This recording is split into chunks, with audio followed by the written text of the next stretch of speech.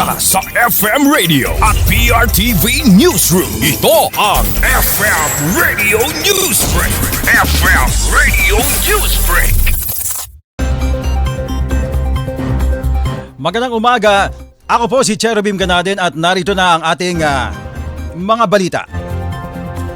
Bawas muna ang aktibidad ni Pangulong Ferdinand R. Marcos Jr.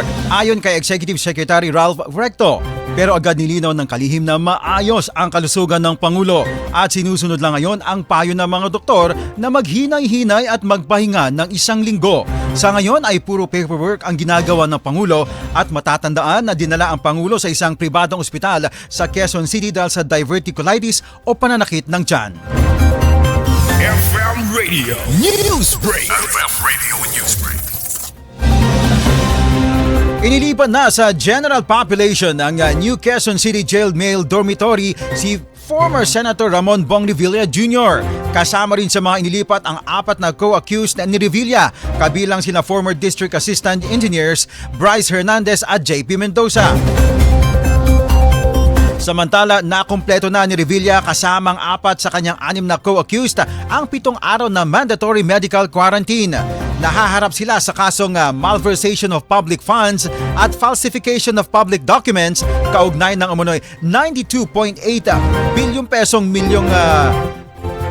or 92.8 million pesos na ghost flood control project sa Pandi, Bulacan.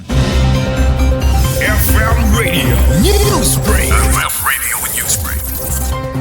At sa ating panghuling balita, hinamon ni Department of Interior and Local Government DILG Secretary John Vic Remulla si dating Senator Antonio Trillanes na maglabas ng ebidensya na mayroong warrant of arrest mula sa International Criminal Court o Criminal Court ICC laban kay Senator Ronald De La Rosa.